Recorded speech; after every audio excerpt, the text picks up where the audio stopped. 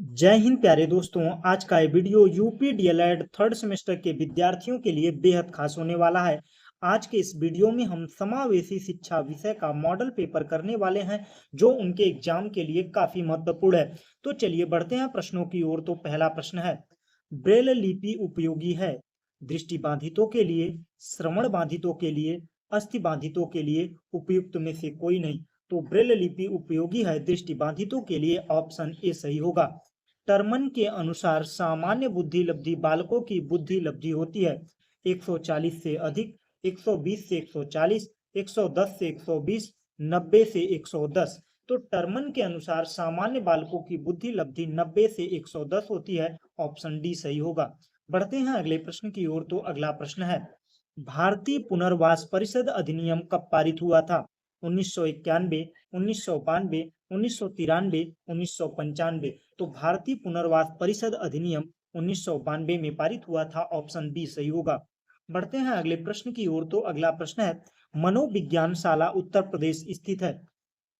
कानपुर में, बरेली में, प्रयागराज इलाहाबाद में, मेरठ में। तो मनोविज्ञान शाला उत्तर प्रदेश में कहाँ पर स्थित है? प्रयागराज इलाहाबाद में स्थित है, ऑप्शन सी सही होगा। निर्देशन के प्रकार नहीं है, शैक्षिक निर्देशन, लिखित निर्देशन, व्यक्तिगत निर्देशन, व्यवसायिक निर्देशन। तो निर्देशन का प्रकार कौन सा नहीं है? तो लिखित निर्देशन जो है निर्देशन का प्रकार नहीं है। बाकी शैक्षिक, व्यवसायिक और व्यक्तिगत यह सभी क्या है?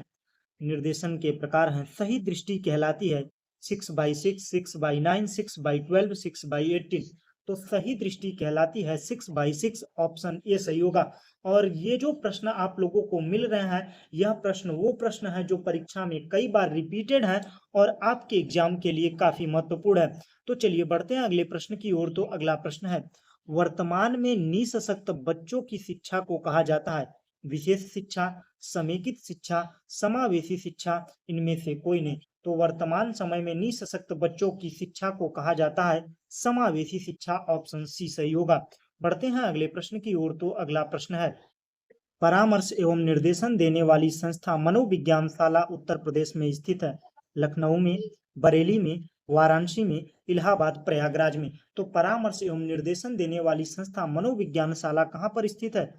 इलाहाबाद, प्रयागराज में स्थित है। बढ़ते हैं अगले प्रश्न की ओर। तो अगला प्रश्न है, निर्देशन एवं परामर्श द्वारा बताया जा सकता है क्या करने योग्य है, क्या न करने योग्य है, ब दोनों क्या करने योग्य है, क्या न करने योग्य है, उपयुक्त में से कोई नहीं। तो निर्देशन एवं परामर्श द्वारा बताया जा सकता है अ और ब दोनों क्या करने योग्य है, क्या न करने योग्य है। बढ़ते हैं अगले प्रश्न की ओर। तो अगला प्रश्न है, दृष्टिबाधिता का मुख्य कारण है वातावरण, वंशानुक्रम, दोनों, उपयुक्त में से कोई नहीं। तो दृष्टिबाधिता का मुख्य कारण क्या है? दोनों हो सकता है। वातावरण की वजह से भी वह व्यक्ति दृष्टिबाधित हो सकता है और वंशानुक्रम, उसे अपने पूर्वजों के द्वारा भी गुण से भी क्या हो सकता है? दृष्टिबाधित हो सकता है। बढ़ते हैं अगले प्रश्न की ओर। तो अगला प्रश्न है, प्रतिभाशाली बच्चों की बुद्धि लब्धि होती है 70 या इससे कम, या 100 या इससे कम, 140 या इससे अधिक, 120 या इससे कम। तो जो प्रतिभाशाली बच्चे होते हैं उनका आईक्यू लेवल होता है 140 या इससे अधिक होता है। बढ़ते हैं अगले प्रश्न की ओर। तो अगला प्रश्न है, पिछड़े बालकों की पहचान हेतु परीक्षण है? सामान्य बुद्धि परीक्षण, मानवीकृत उपलब्धि परीक्षण, नैदानिक परीक्षण, उपयुक्त में से सभी। तो पिछड़े बच्चों की पहचान हेतु कौन कौन सा परीक्षण? उपयुक्त में से सभी परीक्षण किए जाते हैं। बढ़ते हैं अगले प्रश्न की ओर। तो अगला प्रश्न है, मनोविश्लेषण विधि के जनक हैं?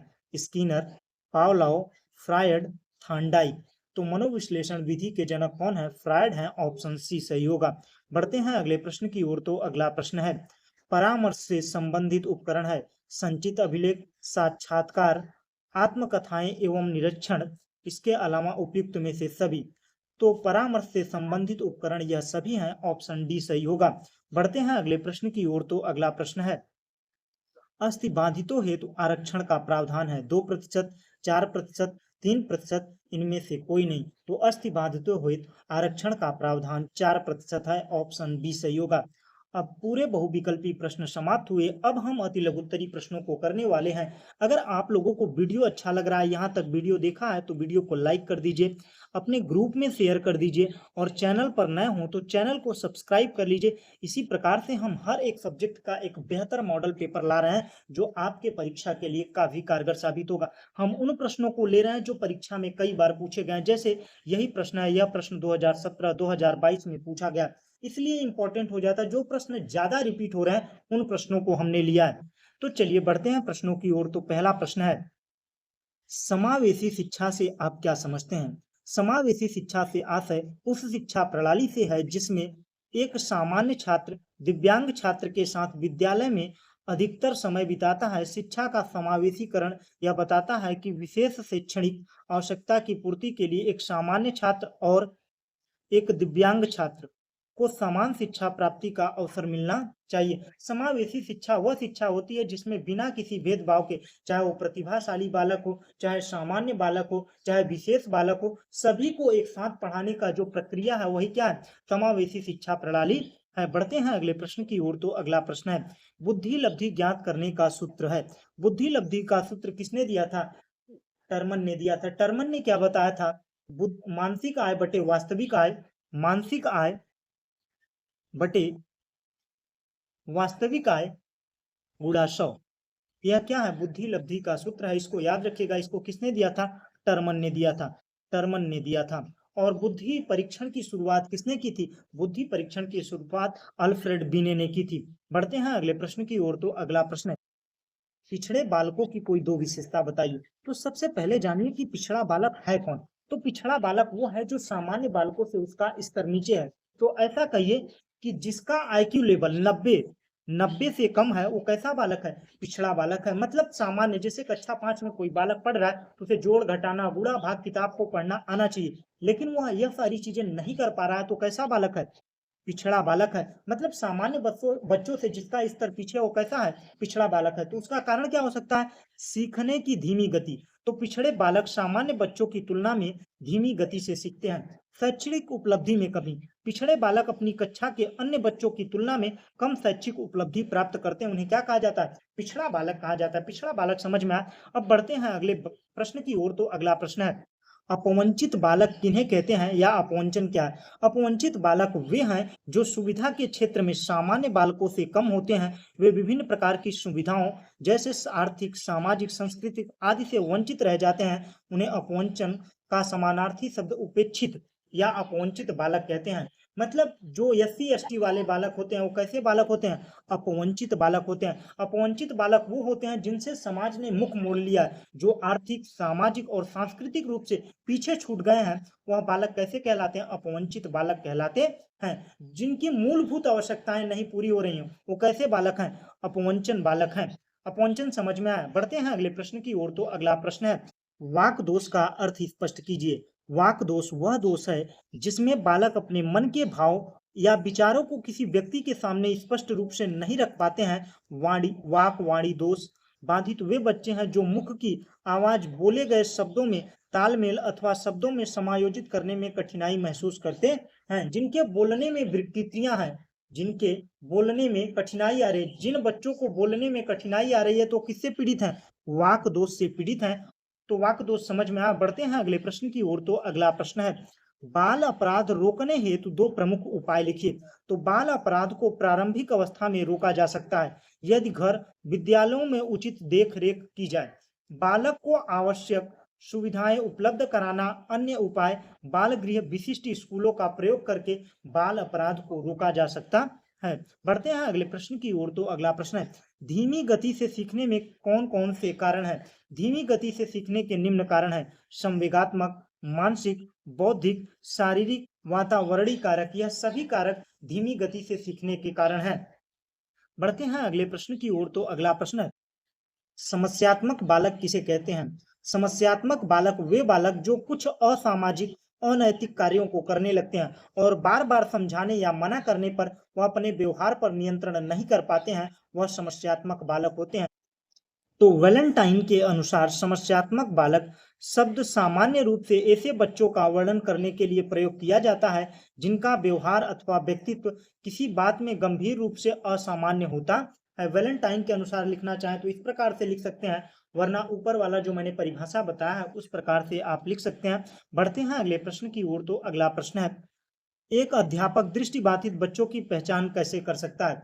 अध्यापक व्यवहार द्वारा, निरीक्षण द्वारा, अवलोकन द्वारा, शारीरिक चिन्हों द्वारा, आंखों की जांच द्वारा दृष्टिबाधित बच्चों की पहचान कर सकता है। श्रवण विकृति से क्या समझते हैं? ऐसे बालक जिनकी ध्वनियों को सुनने की क्षमता नष्ट या विकृत हो जाती है तथा ध्वनियों को सुनने और समझने में परेशानी समस्या उत्पन्न होती है, उसे हम श्रवण बाधित बालक कहते हैं। इस विकृति को श्रवण विकृति कहते हैं।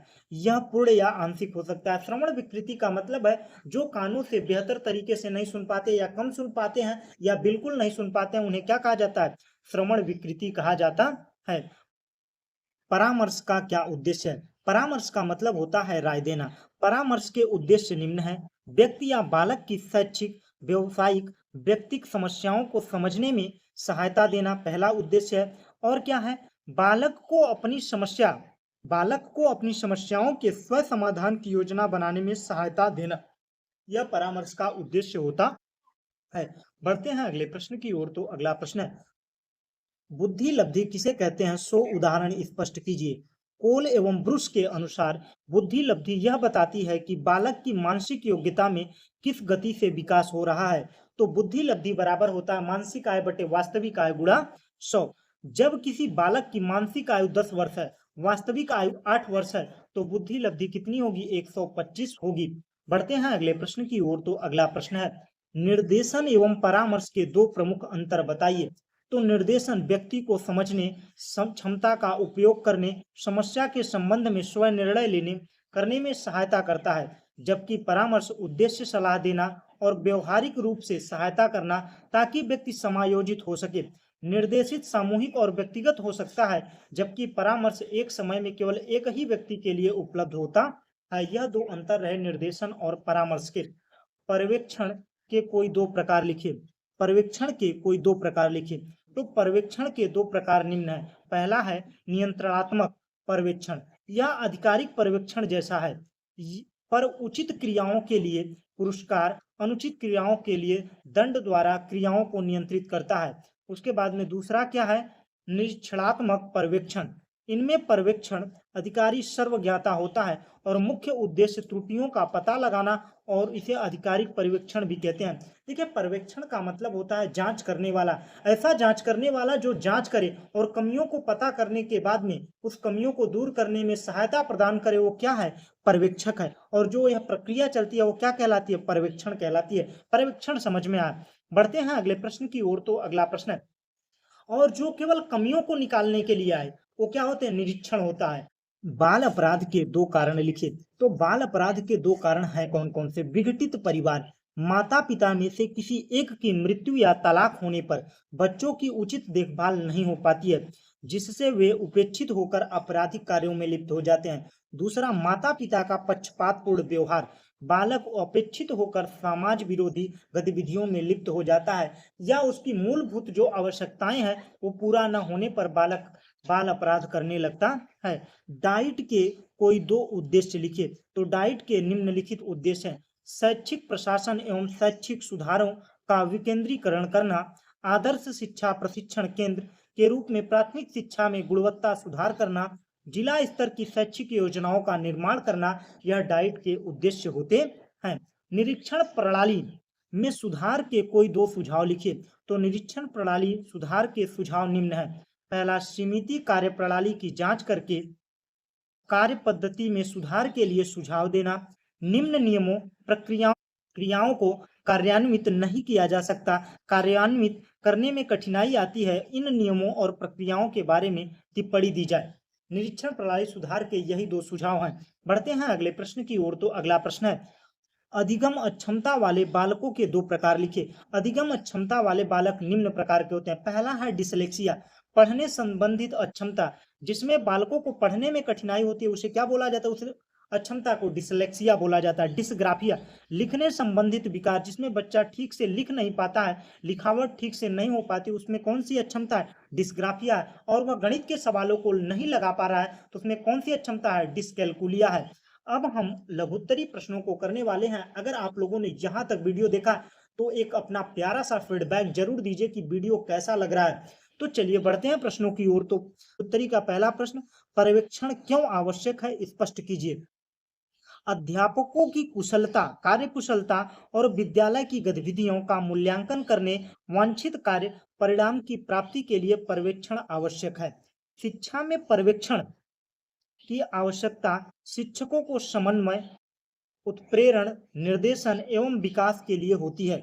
यह सुनिश्चित करता है कि कार्य निर्देशों एवं योजनाओं के अनुसार हो रहा है या नहीं। पर्यवेक्षण की सहायता से शिक्षकों को अपने कार्य में उत्तम ढंग से करने में मदद मिलती है। यह शिक्षकों और शिक्षा में जुड़े व्यक्तियों के विकास हेतु प्रेरणा, शिक्षा के उद्देश्यों का चयन, सुधार और शिक्षण सामग्री और शिक्षण विधियों तथा मूल्यांकन में सुधार की क्रियाएं सम्मिलित करता है। मतलब कुल मिलाकर पर्यवेक्षण वो होता है जो शिक्षण विधियां चल रही हैं, जो कार्य चल रहे हैं उसको सही ढंग से हो रहा है कि नहीं हो रहा है, इसका देख रेख करना, उनमें कमियां कहाँ पर आ रही हैं उनको दूर करने के लिए सहायता प्रदान करना ही पर्यवेक्षक का काम होता है। पर्यवेक्षक समझ में आया। बढ़ते हैं अगले प्रश्न की ओर। तो अगला प्रश्न है, और उसके द्वारा जो प्रक्रिया की जाती है वो क्या है? पर्यवेक्षण है। बाल अपराध के प्रमुख कारण लिखिए। तो बाल अपराध के प्रमुख कारण निम्नलिखित हैं। सामाजिक और आर्थिक कारण, गरीबी, बेरोजगारी, सामाजिक असमानता, अशिक्षा, परिवार में अशांति, हिंसा, दुर्व्यवहार, बाल श्रम, बाल तस्करी, सामाजिक कुरीतियां, बच्चों का अनाथ होना, यह सभी क्या है? बाल अपराध के प्रमुख कारण है। मनोवैज्ञानिक कारण, मानसिक स्वास्थ्य समस्या जैसे चिंता, अवसाद, आत्मघाती विकार, मीडिया और इंटरनेट का नकारात्मक प्रभाव के कारण भी बाल अपराध बढ़ रहे हैं। इसके अलावा सिनेमा, दूरदर्शन, इंटरनेट, अश्लील चित्र एवं फिल्में बच्चों के चरित्र और पर प्रभाव डालती हैं तथा वे अपराधी बन जाते हैं। मतलब पता चल रहा है कि पिक्चरों में दिखाया जा रहा है कि जो गुंडा है वो अत्यधिक धन कमा रहा है, तो क्या काम करेगा वो बच्चा भी? वही चीजें से मोटिवेटेड होकर वो काम करने लगेगा, जिससे वो क्या हो जाएगा? बाल अपराध करने लगेगा। विघटित परिवार, माता पिता में किसी की एक की मृत्यु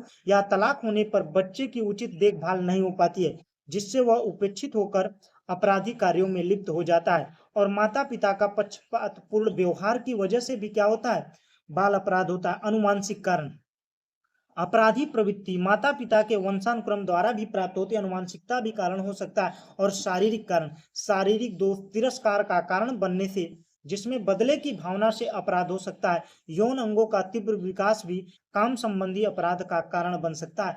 यह सभी कारण बाल अपराध के हैं। बाल अपराध उसे कहते हैं जब कोई बालक 18 साल से कम उम्र का है और वह सभी नियमों को, जो सामाजिक और प्रशासनिक नियम है, उसका उल्लंघन करता है, तो क्या कहलाता है? बाल अपराध कहलाता है। निर्देशन तथा परामर्श में अंतर लिखिए। निर्देशन एवं परामर्श निम्नलिखित अंतर है। निर्देशन का उद्देश्य है सूचना, ज्ञान प्रदान करना, जबकि परामर्श का उद्देश्य है व्यक्तिगत समस्याओं का समाधान करना। निर्देशन व्यक्ति को स्वयं को समझने, क्षमताओं का उपयोग करने और निर्णय लेने में सहायता करता है। परामर्श का उद्देश्य है सलाह देना, व्यवहारिक सहायता करना ताकि व्यक्ति समायोजित हो सके। प्रक्रिया, निर्देशन औपचारिक और व्यवस्थित प्रक्रिया है, जबकि परामर्श अनौपचारिक और लचीली प्रक्रिया है। समय, निर्देशन अल्पकालिक होता है जबकि परामर्श दीर्घकालिक होता है। और दृष्टिकोण, दृष्टिकोण निर्देशन का दृष्टिकोण सामान्य होता है जबकि परामर्श का दृष्टिकोण व्यक्तिगत होता है। स्वरूप, निर्देशन सामूहिक व्यक्तिगत दोनों प्रकार का हो सकता है जबकि परामर्श एक ही समय में केवल एक व्यक्ति के लिए उपलब्ध होता है। तकनीकी, निर्देशन की व्याख्या, प्रदर्शन जैसी तकनीकी, जबकि परामर्श में साक्षात्कार, परीक्षण जैसी तकनीकियों का इस्तेमाल किया जाता है। इसके बाद में परिणाम की बात करें तो निर्देशन का परिणाम जानकारी व समझ में वृद्धि है, जबकि परामर्श का परिणाम समस्या का समाधान और बेहतर निर्णय लेने में सहायक होता है। परामर्श और निर्देशन, इसको तो आप लोग बिल्कुल रट के जाइए, एकदम दिमाग में सेट करके जाइए कि परामर्श और निर्देशन है क्या। जब आप लोग इसको सेट करके जाएंगे, इससे ये क्या दो प्रश्न आपको हर पेपर में, हर प्रीवियस ईयर को उठाकर देख लीजिए, आपको मिलने वाला है। तो बालकों को सीखने में निर्देशन एवं परामर्श के महत्व को समझाइए। तो आइए जानते हैं निर्देशन का महत्व। पाठ्यक्रम को संगठित करने में सहायक निर्देशन करता है, विभिन्न शिक्षण विधियों के चुनाव में आवश्यक है, विद्यालय की व्यवस्था में मदद मिलती है, पाठ्य विषयों की चयन में सहायता मिलती है, शैक्षिक मार्गदर्शन निर्देशन द्वारा व्यक्तिगत भेदों की जानकारी के आधार पर शिक्षा की व्यवस्था की जाती है। परामर्श का महत्व अब जानते हैं। परामर्श का महत्व क्या है शिक्षण में? तो बालकों को अपनी क्षमताओं, योग्यताओं की जानकारी मिल जाती है, समस्या के समाधान में स्वयं निर्णय लेने में सक्षम हो जाते हैं, बच्चों को रचनात्मक कार्यों को सीखने में प्रेरित करता है, बालक अपने चरित्र का निर्माण कर सकते हैं, मंदबुद्धि बालकों को शिक्षित होने में सहायता मिलती है, बालक अपनी समस्याओं से संबंधित वातावरणीय परिस्थितियों से अवगत हो जाता है और उन परिस्थितियों के अनुकूल अपने को ढालता है। यह समझ में आया? परामर्श और निर्देशन दोनों समझ में आया। बढ़ते हैं अब अगले प्रश्न की ओर। तो अगला प्रश्न है, अस्थिबाधित बालकों की समस्या बताइए तथा उनकी शिक्षा व्यवस्था कैसी होनी चाहिए। तो अस्थिबाधित बालक की समस्या क्या है? आत्मविश्वास की कमी होती है, समायोजन की समस्या होती है, आवागमन की समस्या होती है, रोजगार की समस्या होती है, सीखने की समस्या होती है, उपचार की सुविधाओं का अभाव होता है।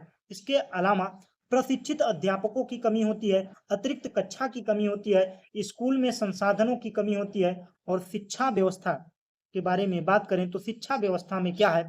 खास उपकरणों की व्यवस्था कराकर, समुचित बैठने की व्यवस्था करके, विद्यालय के अंदर खेले जाने वाले खेलों का आयोजन करके, जिससे वह आत्मनिर्भर महसूस करें कि हम सभी बच्चों के साथ एक जैसे हैं। यह फील ना हो कि हम विकलांग हैं, हम ऐसे हैं, ऐसे हैं। यह मन में न आने पाए, कुंठा न होने पाए। अध्यापकों को इन बच्चों को दोस्त जैसा व्यवहार करना चाहिए ताकि वह अपनी समस्या को बिना संकोच बता सकें। इसके अलावा अध्यापक को उनकी पारिवारिक पृष्ठभूमि का पता होना चाहिए ताकि शैक्षणिक प्रयासों में सुधार ला सकें। अस्थिबाधित बालकों की गतियों की तरफ विशेष ध्यान दिया जाना चाहिए। यह सारी चीजों पर ध्यान रखना होगा। अब शारीरिक अक्षमता, विकलांगता को परिभाषित कीजिए। तो शारीरिक अक्षमता से तात्पर्य उस बालक से होता है जो सामान्य बालकों से भिन्न होता है। इनकी भिन्नता शारीरिक, मानसिक कुछ भी हो सकती है। जो सामान्य बालकों के जैसे सीखने में कठिनाई का अनुभव करते हैं, ऐसे बालकों को अक्षमता, दुर्घटना, वंशानुक्रम किसी के कारण हो सकती है। विकलांगता से तात्पर्य किसी व्यक्ति या बालक को स्थायी शारीरिक दोष युक्त होना, जिसके कारण बालक सामान्य बालकों की सामान्य प्रक्रिया में भाग लेने से वंचित हो जाता है। सैमुअल क्रिक के अनुसार वह बालक जो सामान्य बालकों से शारीरिक, बौद्धिक, सामाजिक, संवेगात्मक विशेषताओं से भिन्न होता है और गुणों के अधिकतम सीमा तक विकसित करने के लिए विशेष कक्षा का प्रबंधन करना पड़ता है। और जीटी टंड के अनुसार वे बालक जो शारीरिक, संवेगात्मक, सामाजिक विशेषताओं से सामान्य बालकों से इतने पृथक हैं कि उनकी क्षमताओं के अधिकतम विकास के लिए विशिष्ट शिक्षा सेवाओं की आवश्यकता होती है। तो आपको शारीरिक रूप से अक्षम और विकलांग बालकों के बारे में समझ में आया। अब बढ़ते हैं अगले प्रश्न की ओर। तो अगला प्रश्न है, शैक्षिक समावेशन से आप क्या समझते हैं? उद्देश्यों पर चर्चा कीजिए। तो शैक्षिक समावेशन क्या है? समावेशी शिक्षा अपवर्जन के विरुद्ध एक पहल है। यह शिक्षकों को विद्यालय का कक्षागत परिस्थितियों के अंतर्गत उन बालकों के बारे में जानने व प्रशिक्षित होने के लिए तैयार करना है जो सामान्य बालकों से अपने स्वरूप में भिन्न एवं विशिष्ट हैं। यह मनुष्यों के विकास के लिए मनुष्यों द्वारा किए गए कुंठा मुक्त प्रसार है। उद्देश्य क्या है शैक्षिक समावेशन का? तो आइए समझते हैं। बालकों की असमर्थताओं का पता लगाकर उनको दूर करने का प्रयास करना, समाज में असमर्थ बच्चों में फैली भ्रांतियों को दूर करना, प्रजातांत्रिक मूल्यों उद्देश्यों को प्राप्त करना, बालकों में आत्मनिर्भरता की भावना का विकास करना, असमर्थ बच्चों के जीवन की चुनौतियों को सामना करने के योग्य बनाना, यह सभी क्या है? शैक्षिक समावेशन है। शैक्षिक समावेशन का मतलब है जो विशेष बालक हैं उनको किस प्रकार से उनकी जानकारियां पता करना, फिर उनको सामान्य बालकों के साथ इकट्ठा करके उनको बेहतर शिक्षा प्रदान करना, यही क्या है? शिक्षा समावेशन है। विशिष्ट बालकों को आत्मनिर्भर बनाकर उनके समाज की मुख्य धारा में जोड़ना, असमर्थ को शिक्षित करके देश की मुख्य धारा में जोड़ना, विशेष आवश्यकता वाले बच्चों को सर्वप्रथम पहचान कर निर्धारण करना, असमर्थ बच्चों के सामाजिक सांस्कृतिक रूप से समाज में जोड़ना, यह सभी शैक्षिक समावेशन के कार्य हैं। उद्देश्य, भारतीय पुनर्वास परिषद के कार्यों का उल्लेख कीजिए। तो भारतीय पुनर्वास परिषद कब गठित किया गया था? 1992 में। इसका काम क्या है? दिव्यांगों के पुनर्वास से संबंधित प्रशिक्षण की नीतियां बनाना, मतलब जो दिव्यांग लोग हैं उनके प्रशिक्षण के लिए नीतियां बनाने का कार्य करता है। कार्यरत संस्थाओं विश्वविद्यालयों को मान्यता देना होता है। पुनर्वास से संबंधित विशेषज्ञों के प्रशिक्षण हेतु पाठ्यक्रम का निर्माण करना। पीडब्ल्यूडी के पुनर्वास के क्षेत्र में काम करने वाले संस्थाओं की मान्यता वापस लेना और पेशकरों कर्म पेशकारों कर्मियों के पंजीकरण के लिए केंद्रीय पुनर्वास का रजिस्टर बनाना, यह सभी काम आरसीआई का है। इसके अलावा भारत और विदेशी में विकलांग लोगों को पुनर्वास से संबंधित शिक्षा प्रशिक्षण संस्थानों को नियमित रूप से जानकारी देना, यह सभी काम है। बस इतना लिख दीजिएगा, इतना काफी होगा। अब बढ़ते हैं अगले प्रश्न की ओर। तो अगला प्रश्न है, प्रतिभाशाली बालकों की विशेषता शिक्षा व्यवस्था को स्पष्ट कीजिए और प्रतिभाशाली बालक किसे कहते हैं और इनकी मुख्य विशेषता बताइए। तो प्रतिभाशाली बालक सामान्य बालकों से श्रेष्ठ होते हैं। वे बालक जिनका मानसिक आयु अपने जीवन के आयु के अनुपात के औसत से बहुत अधिक होता है, उसे प्रतिभाशाली बालक कहते हैं। या ऐसे लिख दीजिए कि जिनका आईक्यू लेवल 140 से अधिक होता है, वो कैसे बालक होते हैं? प्रतिभाशाली बालक होते हैं। और इनकी विशेषता क्या है? इनका आईक्यू लेवल 130 प्लस या 140 प्लस होता है। यह अवधारणाओं को जल्दी समझना और समस्याओं का समाधान में कुशल होते हैं। असामान्य जिज्ञासा, सीखने की अत्यधिक इच्छा, लगातार प्रश्न पूछना, शारीरिक दृष्टि से स्वस्थ, लंबाई वजन सामान्य से अधिक होता है, उदार एवं हास्य प्रकृति के होते हैं। शिक्षा व्यवस्था कैसी होनी चाहिए इनके लिए? समृद्ध और चुनौतीपूर्ण पाठ्यक्रम, इनके स्तर के अनुसार चुनौतीपूर्ण पाठ्यक्रम होना चाहिए। सामाजिक और भावनात्मक सहायक प्रदान करनी चाहिए। विशिष्ट शिक्षण विधियां, अपनी गति से सीखने की अनुमति देना चाहिए। पाठ्य सहगामी क्रियाओं का अवलोकन, नेतृत्व का परीक्षण देना चाहिए, प्रशिक्षण देना चाहिए, मॉनिटर जिसे कहते हैं। श्रेष्ठ एवं विशेष रूप से प्रशिक्षित अध्यापकों द्वारा प्रशिक्षण। विशेष विद्यालय विशेष समृद्धि पाठ्यक्रम को सम्मिलित करना, शैक्षिक कार्यक्रमों का आयोजन करना जिसमें उनका और विकास हो सके। बाल अपराधी बालकों के उपचार विधियों पर प्रकाश डालिए। यह प्रश्न 2019, 2021, 2024 में जितने भी हमने प्रश्न लिए हैं वो आपके लिए काफी इंपॉर्टेंट है। तो अपराधी बालकों को पुनर्वासित करने और उन्हें समाज का उत्पादक सदस्य बनाने के लिए कई उपचार विधियां उपलब्ध हैं। न्यायालय द्वारा उन्हें दंडित नहीं किया जाता बल्कि सुधार गृह में भेजा जाता है और प्रमुख निम्नलिखित विधियों से उनका उपचार किया जाता है। मनोचिकित्सा मनोविश्लेषण विधि, मनोवैज्ञानिक माध्यमों से संवेगात्मक व्यक्तिगत समस्याओं का निदान करना, भावनाओं की धारणाओं को बदलना।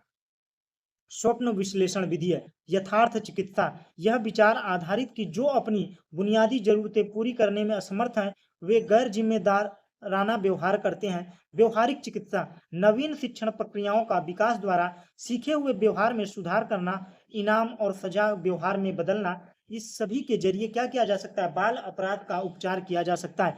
क्रिया चिकित्सा, जिन बच्चों में मौखिक संवाद क्षमता नहीं है उन्हें खुले वातावरण में कुछ काम करने के लिए कहना। परिवेशिक चिकित्सा, सुविधाजनक सार्थक परिवर्तन और संतोषजनक समायोजन प्रदान करने का वातावरण बनाना जिससे वह बाल अपराधी का उपचार हो सके। इसी के साथ सभी प्रश्न कंप्लीट होते हैं। अगर आप लोगों को और उसके बाद में वैज्ञानिक विधियां क्या क्या हैं सुधार के लिए?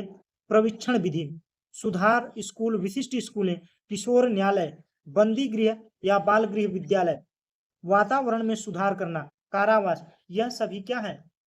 वैज्ञानिक विधियां हैं जिनके द्वारा इनका उपचार किया जाता है। अगर इसी के साथ पूरा मॉडल पेपर कंप्लीट होता है। अगर आप लोगों को वीडियो अच्छा लगा तो वीडियो को लाइक कर दीजिए, अपने ग्रुप में शेयर कर दीजिए और चैनल पर नए हों तो चैनल को सब्सक्राइब कर दीजिए जिससे आपको अगला आने वाला मॉडल पेपर आपको मिल सके। Thanks for watching. जय हिंद।